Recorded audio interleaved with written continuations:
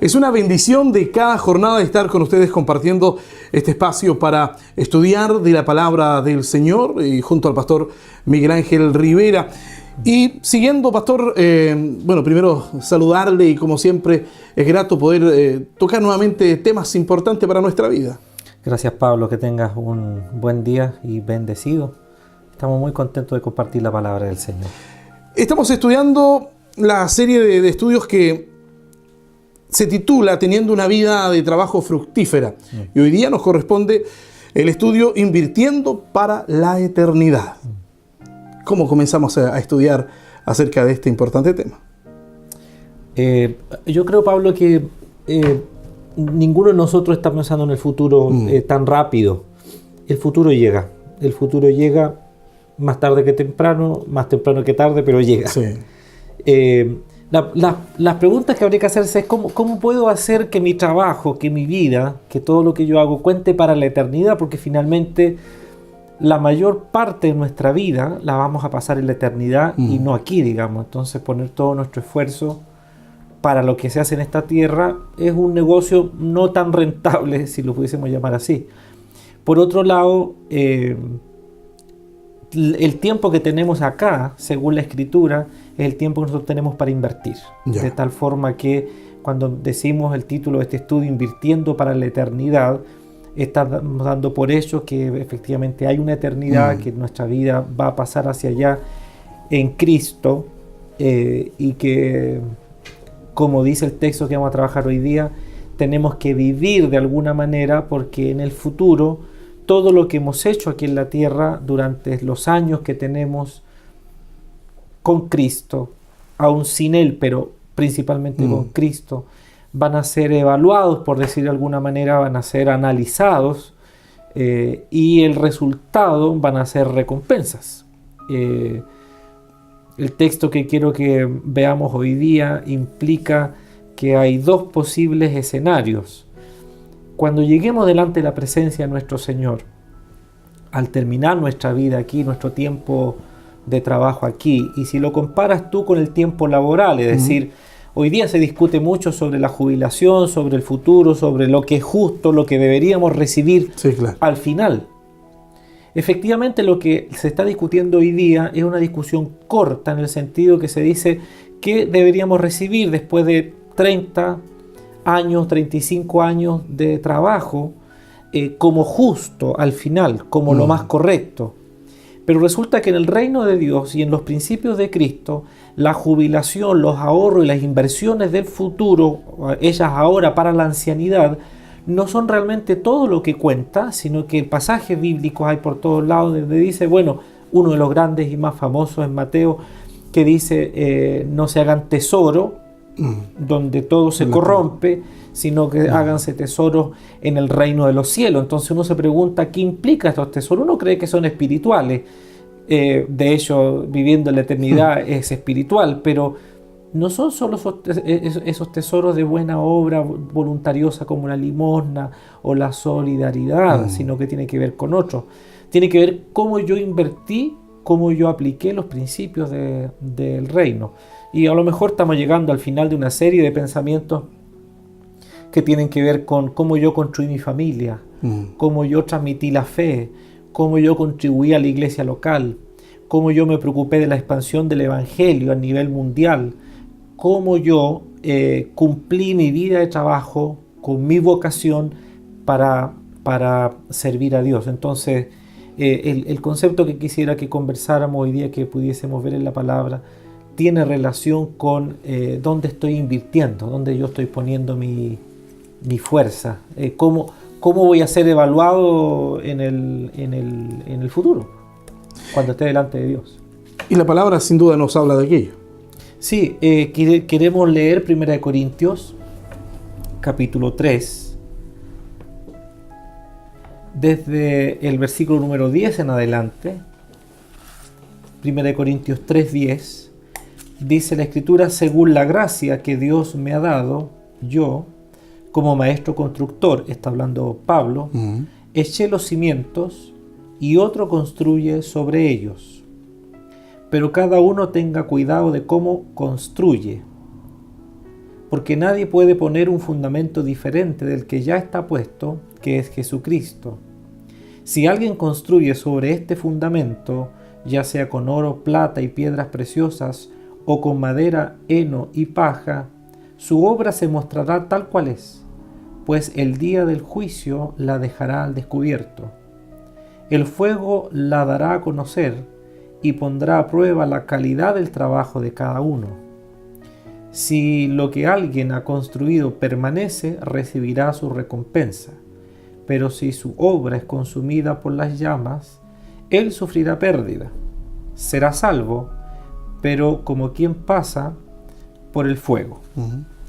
Entonces, acá nos encontramos con un concepto de evaluación, de prueba. Acá no está en juego la salvación, porque dice claramente el texto bíblico que aunque salga reprobado todo lo que una persona hizo en su vida o con su vida, ya está salvo, dice, aunque como por fuego, es decir, pareciera que lo único que obtuvo como recompensa, que realmente es una recompensa grandiosa y la principal, que es la salvación. A mí me da la impresión, Pablo, que hoy día las personas han perdido de vista la eternidad y el cielo.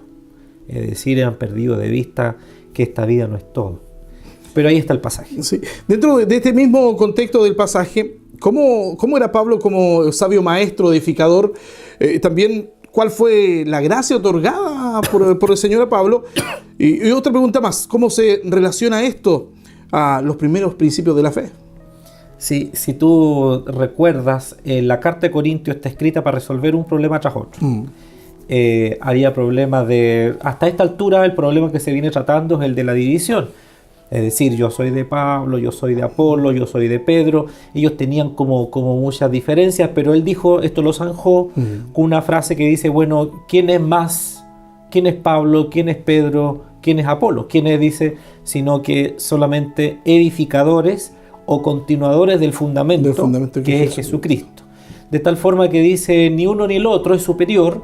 Dice, uno sembró o plantó, el otro regó, pero el crecimiento lo da el Señor, de tal manera que Él lo que está buscando es que la gente entienda que hay un solo fundamento, que es Jesucristo. Ahora, las divisiones en la iglesia generalmente se presentan no solo porque se da un conflicto, sino porque de repente creemos que un don es más importante que el otro, o que una expresión de culto es más importante que la otra.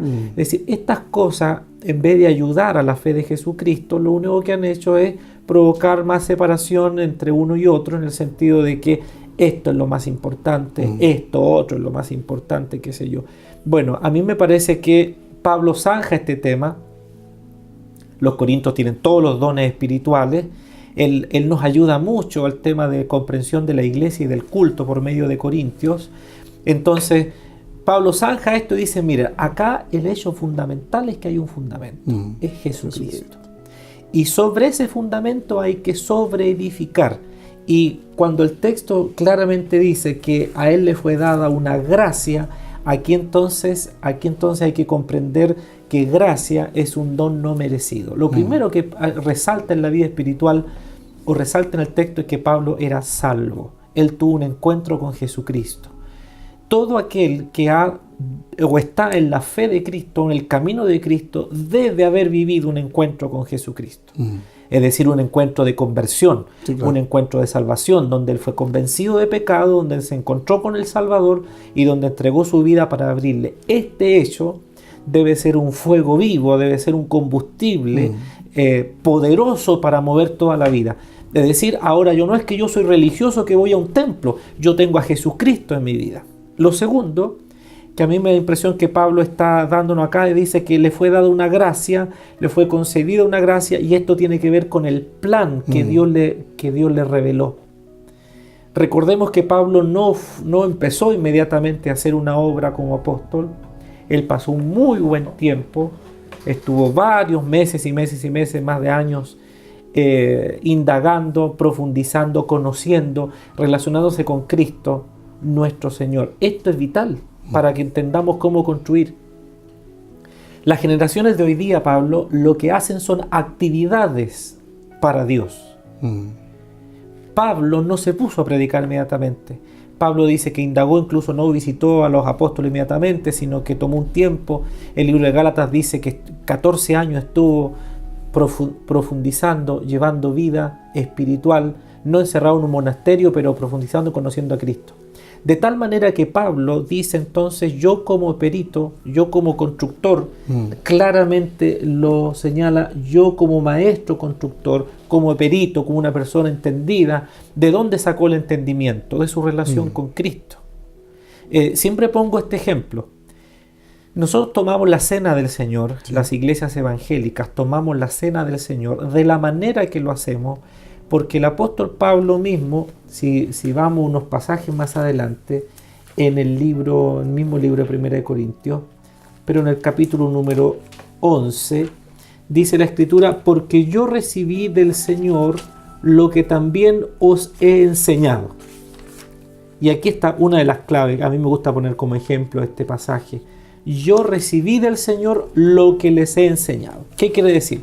Que todo lo que Pablo está transmitiéndonos para que la iglesia viva, lo recibió del Señor.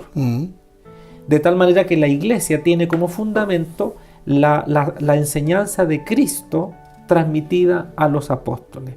En otras palabras, los hermanos de Corinto eran inmaduros, eran niños espirituales, eso viene tratando.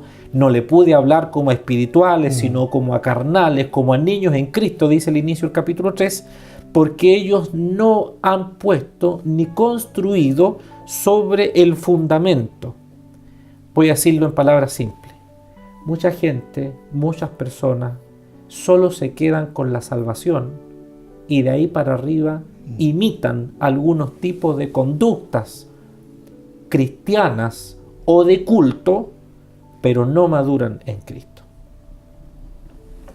Es un buen punto, lo vamos a seguir tratando, es un buen estudio el que vamos a terminar luego de la pausa comercial, pero yo quiero dejar una pregunta, pastor. ¿Qué significa establecer un fundamento distinto del que ya está establecido? ¿Y cuáles serían los ejemplos de otros fundamentos? ¿Lo vemos? Luego de este corte comercial, siga junto a nosotros. Estamos de regreso en su programa, compartiendo junto al pastor Miguel Ángel Rivera de este estudio, Invirtiendo para la Eternidad. Nos quedamos allí y estábamos leyendo en 1 Corintios 3 del versículo 10 al 15. ¿Qué significa establecer un fundamento distinto del que ya está establecido? ¿Y cuáles serían los ejemplos de fundamento? Bueno, cuando uno se pregunta establecer otro fundamento, hay que conocer el fundamento adecuado. Cuando uno derriba una construcción, se da cuenta cómo estaba fundada. Antes no la ve porque ve todo lo demás. Claro. A mí me parece que la iglesia y cada creyente tiene que fundamentarse, según la Escritura, en Jesucristo y en la manera que Jesucristo transmitió. Mira, voy a decirlo de esta forma. La iglesia de nuestro Señor Jesucristo vivió 300 años multiplicándose y avanzando con poder arrollador, dice el libro de los Hechos. Lo llaman en un determinado lugar, le dicen, bueno, los que trastornan el mundo han llegado aquí, los del camino, la primera denominación que se le da, el primer nombre que se le asigna, calificativo, es decir, ellos tienen una forma de vida totalmente diferente. De tal manera que el fundamento es el que Cristo dejó y transmitió a los apóstoles, y así la iglesia debió seguir. ¿Cuál es este? Por ejemplo, edificar mi vida en Cristo, anhelar conocerlo a Él. Hoy día yo veo que hay un anhelo y una carrera por conocer a un Jesucristo místico, un Jesucristo de sensaciones, un Jesucristo de emociones. Miles corren detrás de eso porque no requiere mucho compromiso, requiere solamente la disposición de recibir beneficios de Cristo. No hay disciplina, hay un desconocimiento bíblico, se confía mucho en lo que el predicador está diciendo, animándome, y yo salgo muy emocionado, pero finalmente yo no puedo esgrimir la Escritura. No estoy diciendo que no debe haber experiencia espiritual, para nada. Conocer a Cristo es conocerlo personalmente, revelado en las Escrituras. Poner otro fundamento es criar mi familia de una manera diferente a como la Escritura dice que debe ser. El padre a la cabeza del hogar, la madre criando y enseñando a los hijos obedeciendo a los padres, cuidando a los ancianos, recibiendo consejos de los ancianos, los más jóvenes recibiendo consejos de los ancianos, viviendo en la iglesia local, sirviendo en la iglesia local con mi vocación, ofrendando, participando de ella. Es decir, cuando yo invierto mi vida en los principios de Cristo, cuando dice poner otro fundamento, construir con otras cosas que no son lo que debe ser, es porque yo estoy desconsiderando el fundamento. Yo soy tercera generación de cristianos en mi familia. Yo puedo estar parado en el fundamento de Cristo o puedo estar parado en el fundamento de mi abuela. Yo puedo ser aliancista o puedo ser cristiano. Y esto pareciera simple. Pero hay mucha gente que es yo soy. Pero lo que interesará en la vida eterna es si eres de Cristo. He escuchado hablar mucho de yo soy de la sana doctrina. Bueno, la sana doctrina es el fundamento. Yo creo que se confunde hoy día elementos doctrinales y hay mucha discusión sobre elementos llamados doctrinales. A mí me da la impresión que al principio no había tales diferencias. Hay iglesias que guardan la sana doctrina, pero no hay conversiones. ¿Qué es realmente llevar el Evangelio de Jesucristo? ¿Acaso no es que las almas salgan de las tinieblas a la luz? Entonces de repente yo puedo ser un guardián de la sana doctrina, creyendo que la conversión a la sana doctrina o el asumir la sana doctrina, fíjate bien lo que voy a decir, aceptar la sana doctrina no es ser salvo. Aceptar a Jesucristo como mi Salvador y entenderlo, eso me hace salvo. Luego la doctrina es el fundamento o como yo voy construyendo mi vida. Exacto. Pero Pablo, vuelvo a repetirte, cómo crío mi familia, cómo oriento a mis hijos, cómo los fundamento en la fe, les transmito la fe, cómo participo de la iglesia local, cómo influyo en las misiones mundiales. Todo eso está puesto aquí en las cartas de Pablo, cómo tenemos que vivir. Entonces de repente, claro, yo puedo decir, no, yo vivo la sana doctrina, no hago esto, no hago lo otro, no hago acá y tampoco llevo el Evangelio a nadie. Me pregunto, ¿eso es realmente lo que Cristo nos mandó a hacer? No hay sana doctrina si no está el fundamento que es Jesucristo. Lógico, absolutamente. Pastor, ¿cuál sería el significado de establecer un fundamento de Jesucristo en nuestra familia? Bueno, o en la finanza, o también en la vida de trabajo. En cualquier área, todo lo que hemos venido hablando durante todos estos programas. El Señor Jesucristo transmitió todo el contenido de lo que Él dijo que debía ser la iglesia de Cristo. Jesucristo le transmitió a los apóstoles y los apóstoles comenzaron a llevar esto, no solo la salvación, sino cómo ellos tenían que vivir en la oración, en el matrimonio, en las finanzas, en el trabajo. Hemos hablado de eso por 2 o 3 programas o 4 antes, varias semanas atrás. De tal manera que cuando nosotros decimos el fundamento está puesto, es Jesucristo y toda la enseñanza que es Jesucristo. Vuelvo a tomarte el ejemplo de la Santa Cena. ¿Por qué tomamos la Santa Cena así? Porque Cristo le dijo a Pablo, así tomarán la cena. De la misma manera que Jesucristo le dijo a Pablo, así tomarán la cena, le transmitió a Pablo, así será la relación entre esposo y esposa. Así será la crianza de los hijos. Así será la vida en la iglesia. Así será el culto. Así será, así será, así será. Cuando yo no pongo el fundamento y yo empiezo a construir otras cosas, yo espero que me pueda explicar bien en lo que quiero decir. La sana doctrina en sus términos adecuados y más correctos es la forma de vida que el cristiano debe tener. El problema que yo me encuentro hoy día es que hay mucha discusión sobre cosas que se suponen son doctrina, pero finalmente son dogmas o son ideas que iglesias defienden, abrazo partido, pero que finalmente no influyen en ninguna cosa en la vida espiritual. O sea, son discusiones superfluas. Por otro lado, la sana doctrina es precisamente toda esta estructura, esta forma de vivir. Voy a decirlo de esto. Yo puedo entender la teología, ¿verdad? Puedo tener una maestría, un magíster, puedo ser doctor. Perfecto. Pero si la vida de mi hogar no está fundamentada en Jesucristo y las enseñanzas que Él dejó a través de sus seguidores, los discípulos, luego apóstoles, para llevar la vida de Cristo en mi hogar, no sé administrar mi casa ni mi matrimonio, ¿de qué me sirve el doctorado que tengo? De lucubrar, ¿cierto?, todo el conocimiento y toda la discusión. Déjame decirte que todos estos libros no sirven de mucho si yo realmente no tengo la vida más pura y no estoy edificando mi vida con los materiales adecuados. Yo puedo estar edificando con heno, paja y hojarasca, tomar 2, 3 o 4 libros y construir una discusión teológica sobre, no sé, sobre qué color es el cielo, o si la calle de oro es de 18 quilates o 24 quilates, de cuánto es. ¿Y qué tiene que ver eso? Entonces hoy día nosotros hemos ido al extremo demasiado duro en la teología y por otro lado al tema muy simplista, muy emocional, muy místico. Sentí al Señor. Si al Señor se siente. Pero yo no puedo ser un ignorante bíblico. Yo tengo que conocer los principios que Él dejó.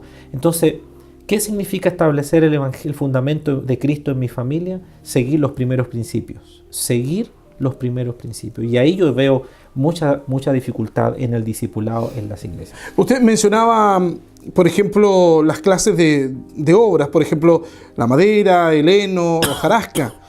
¿Y qué clase de obras serían tales? La madera, el heno, la hojarasca. ¿Y qué clase sería el oro, la plata y las piedras preciosas que usted menciona? Yo creo que acabo de decirlo. Por ejemplo, solo centrémonos en los varones. Voy a poner muchos ejemplos, pero los varones. Los varones en una iglesia tienen una misión muy importante. Diría yo, si las puedo resumir, en 3. Primero, el apóstol dice en Timoteo: quiero que en todo lugar los hombres levanten manos santas en oración, sin contiendas.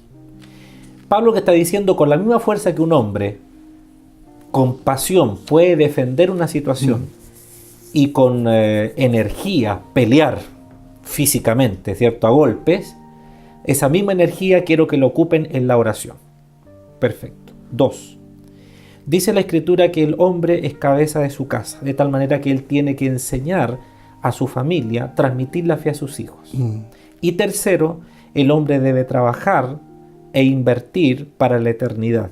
Es decir, no solo ganar su dinero para tener su bienestar aquí en la tierra, sino cómo esto que yo recibo, que yo traigo a mi casa, también se traduce en mi diezmo, en mi ofrenda y en mi servicio al Señor para la extensión del Evangelio. Entonces, cuando tú me preguntas, ¿qué sería construir con oro y piedras preciosas? Bueno, el hombre está enseñando la Biblia a su familia, y antes de eso, el varón cristiano está estudiando la Escritura.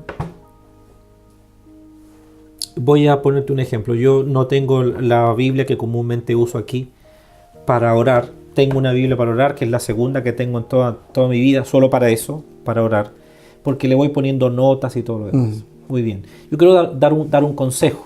Tal vez lo puedo hacer en un programa especial, pero todo hombre, ahora no estoy hablando que solo los hombres deben hacerlo, jóvenes y esposas, qué sé yo, pero dijimos, solo concentremos en el tema de los hombres para explicar esta pregunta. ¿Qué significa construir con oro o con paja, con cosas que se van a quemar? El varón debería tener por lo menos una vez a la semana un estudio bíblico con su pastor. Es decir, todos los varones deberían reunirse con su pastor en su iglesia para que no solo a través de una prédica, sino que así, abriendo la Biblia juntos, puedan ser guiados. Eclesiastés capítulo 12 dice: las palabras de un sabio son como clavos bien... La palabra sabio significa esposo. En el texto original es esposo, marido, ¿no? Entonces, porque está hablando del sabio, del maestro que escribió, que sería Salomón, que escribe Eclesiastés, pero luego habla del sabio o el esposo que tiene una colección de dichos, colección de sabiduría para entregarle a su familia. Construir con oro significaría que una vez a la semana ese esposo, en vez de estarse sacrificando y martirizando por el trabajo, por traer dinero a su casa, que finalmente va a transformar la cosa en materialismo. Los hijos le van a pedir, y él va a tratar de sacar, incluso se termina el culto el domingo y parten al mall, y allá gastan miles para tratar de saciar. Ese padre, una vez a la semana, debería estar con su pastor, estudiando la Escritura, aprendiendo no de lo que el pastor solo dice, sino que él mismo indagando y comiendo para resolver los problemas prácticos de la vida a la luz de los principios de Cristo. Junto con eso, y este es el consejo que yo quería dar, si tú ves toda esa colección que tengo ahí de libros de color, no sé qué color es, uno tiene una percepción diferente, café para mí, son medio rojizos. Eso fue un obsequio que me dieron en uno de los viajes. Pasé por una librería, por una imprenta, y me dieron toda esa colección. Y lo encontré tan valioso porque conversando con el director me dijo: pastor, usted cuando ore, y este es el consejo que quiero dar, cuando un hombre ora, que sería un segundo elemento, el hombre ora y tiene que orar con la Escritura. Ahora, como yo puedo interpretar la Escritura como yo entienda las palabras, ¿verdad? Sí. Bueno es que cada hombre tenga por lo menos un comentario bíblico de toda la Biblia, en un tomo o en 2 tomos, 2 libros, un comentario de toda la Biblia, para que de la mano de la oración y de la mano de la lectura bíblica él pueda leer algunas líneas de los expertos que se han dedicado, porque son ungidos por Dios y bendecidos por Dios y por la educación que han obtenido, para llevarnos a la correcta enseñanza. Es decir, esto fue dicho en un contexto para esta iglesia, tiene un sentido y una enseñanza. O sea, no es lo que yo quiero aplicarle al texto, lo que yo quiero que diga, sino lo que dice conforme la intención del autor. Muchas veces cometemos ese error. Claro, entonces lo que yo hago es orar con mi Biblia, que digo, no es esta, la uso siempre, hoy día no la traje esta pequeñita, y entonces yo voy poniendo notas, y cada vez que yo voy leyendo, entonces yo tomo uno de esos, de acuerdo al libro que voy, porque eso ahí está toda la Biblia, y yo tomo, y junto con eso leo el texto, algunas cosas las sé, otras las voy refrescando, uno leyó la Biblia pero no recuerda todos los detalles, entonces yo voy leyendo y voy instruyéndome, y en la medida que voy descubriendo la enseñanza, con el comentario simple, resumido, no exhaustivo, entonces yo voy edificando mi vida. Eso segundo. Tercero, este varón, entonces luego, al tener preguntas de sus hijos, él abre la Biblia y le dice: hijos, vamos a responder esta pregunta que ustedes tienen con esto. Aquí está. Y él explica. Eso, Pablo, es un ejemplo, un primer ejemplo, sería construir con oro y piedras preciosas, porque está edificando en el fundamento de Jesucristo. No está diciéndole a los hijos: es que es así porque yo digo, es así porque yo soy tu papá. No, pues él está diciendo: es así porque así es. Por eso que el texto de Efesios dice que los padres deben amonestar a sus hijos en disciplina, criar a sus hijos en disciplina y amonestación del Señor. El papá debe decir: esta es la razón por la que es así. ¿Y por qué tiene que ser así? ¿Por qué mi mamá? No es que su mamá tiene esta responsabilidad y ustedes tienen que respetarla. Es que mi mamá es que tiene que ser así porque acá dice que la madre debe criar a sus hijos. Usted tiene que respetarla, bla, bla, bla, bla, qué sé yo. Ahora, ¿qué sería construir con heno, con paja, con madera, con cosas que cuando se juzguen, cuando se prueben al final, se quemen?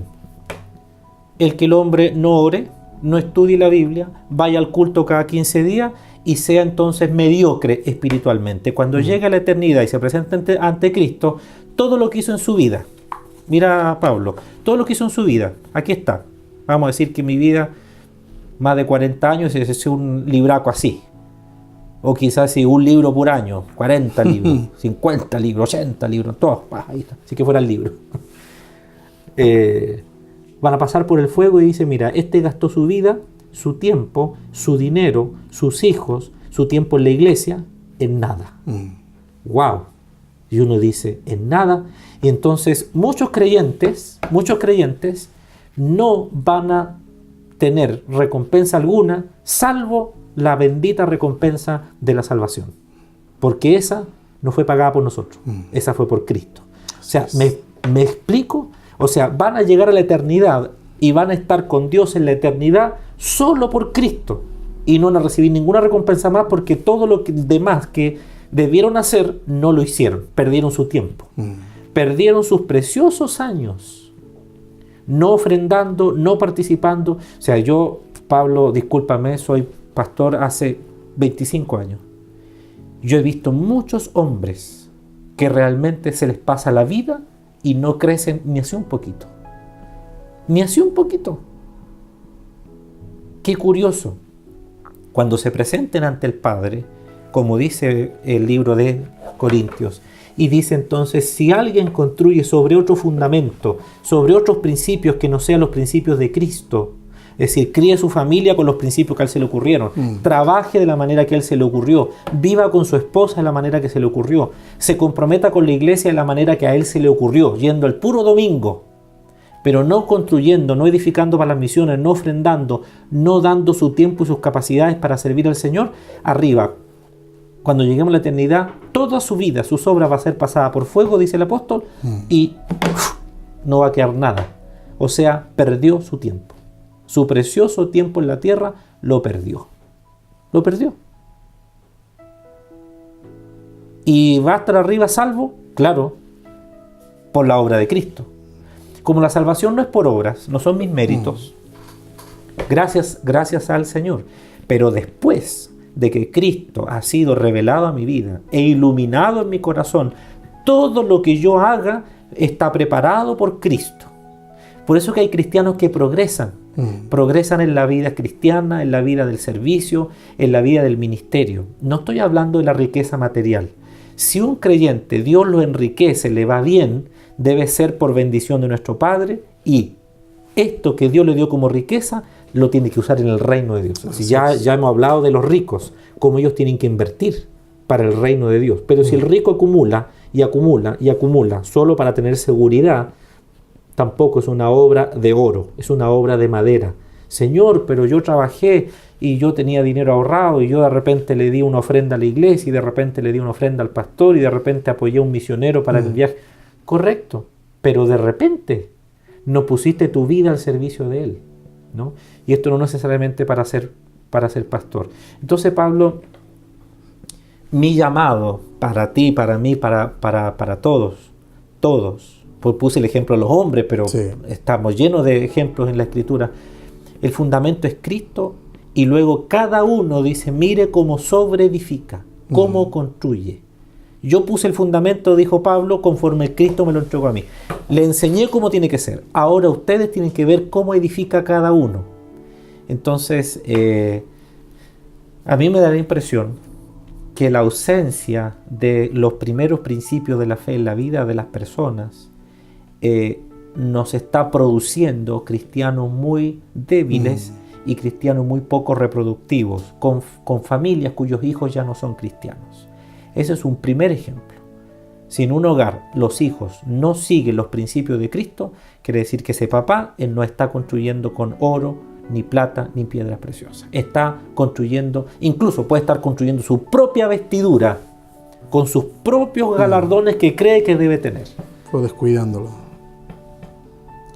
Podríamos estar hablando sin duda toda esta jornada de este tema que es importante porque debemos aprenderlo, invirtiendo para la eternidad.